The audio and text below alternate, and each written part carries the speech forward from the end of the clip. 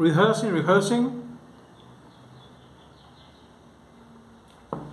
I'm going to start reading part 2 of this wonderful story by the great writer Danilo Kis from his classic book, The Encyclopedia of the Dead, a great book I really recommend you to read.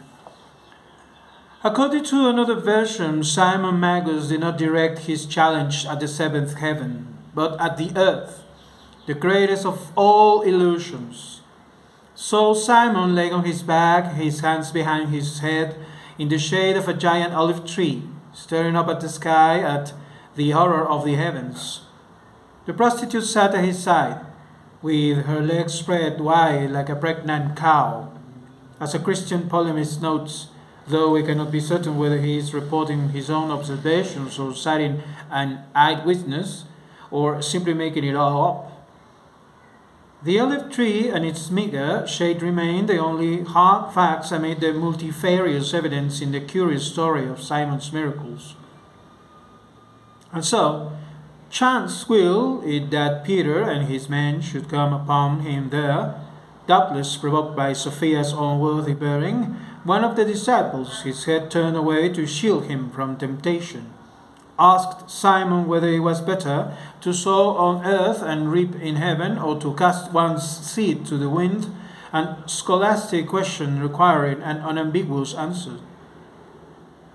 Simon propped himself up on one elbow and, rising no farther, answered him over his shoulder, saying, "All earth is earth, and where one sows is all one.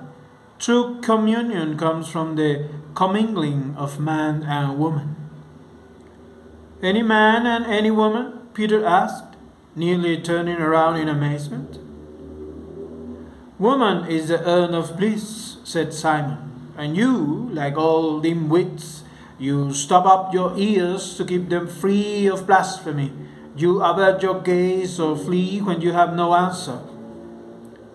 There followed a long theological discussion of Elohim, punishment, repentance, abnegation, soul and body, and the meaning of life, all of which was interspersed with scholastic arguments and quotations in Hebrew, Greek, Coptic, and Latin. "The soul is Alpha and Omega," Peter concluded. "What is good if what is pleasing to God?" "Works are not good or bad in themselves," said Simon. "Morality is defined by men, not God."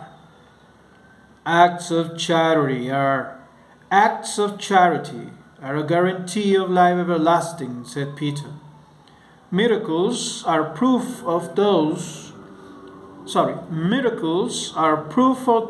who still doubt." "Can your God repair the damage done to a virgin?" asked Simon, glancing at his companion. "He has spiritual power," says Peter, visibly disconcerted by the question. Sophia smiled an ambiguous smile. "What I mean is, has he any physical power?" Simon went on.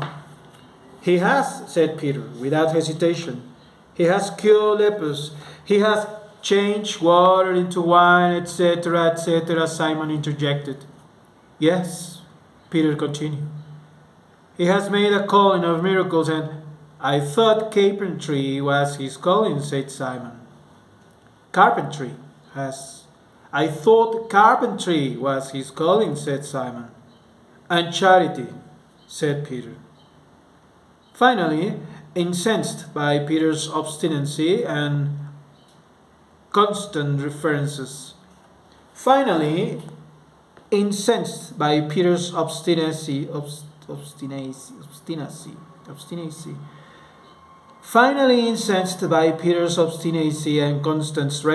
to his miracles, Simon said, "I can work miracles like your Nazarene."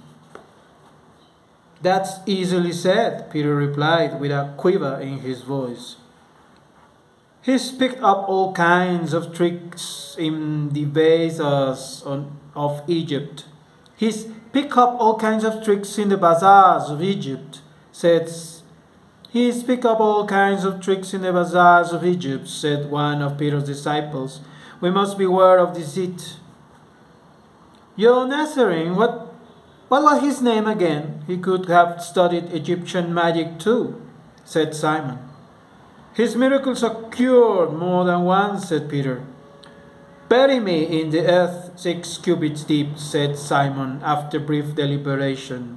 "In 3 days I shall rise up like your—" "Jesus," said Peter.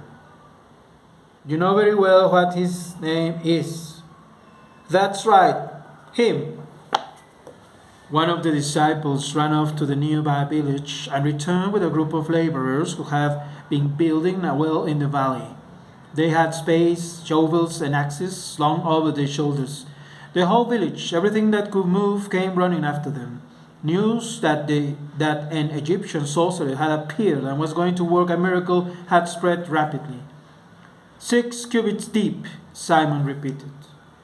The laborers set to work, and soon the sandy surface has been replaced by some rather coarse gravel, then by a layer of dry, reddish earth.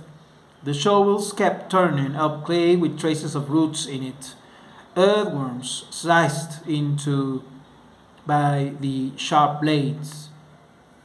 Earthworms sliced in two by the sharp blades wriggled and writhed, and writhed, and writhed, and writhed, and writhed, wriggled and writhed in the sun of a roasting living fire. Sophia stood silently beside the pit, which grew deeper and deeper, while Simon, like a lord for whom as well is being dug or a foundation laid, issued orders to the men, measured off the length and the breadth of the pits with careful steps, lowered his flaxen rope into its depths, and crumbled earth and sand between his fingers. When the coffin was ready, it was made of roughly hewn boards and fragrant cypress held together by wooden studs.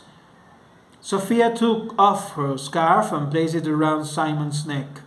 "It's cold in there, as cold as at the bottom of a well," she said. Simon then abruptly left her side and took hold of the coffin and shook it, as if wishing to test its solidity. Then he stepped in nimble and stretched out on the bottom. The laborers approached, and when he gave the sign, pounded the large studs into place with the broad axes. Peter whispered something to one of his disciples. The disciple went up and, having tested the studs, nodded. Peter raised a slightly trembling arm, and the laborers slid some ropes under the coffin and lowered it carefully into the hole. Sophia stood to the side, motionless. Soil began falling on the lid. It made a noise like the beat of a large drum moving swiftly into the distance. Soon, on the spot where the hole had been, near the big olive tree, a mound resembling a sand dune took shape.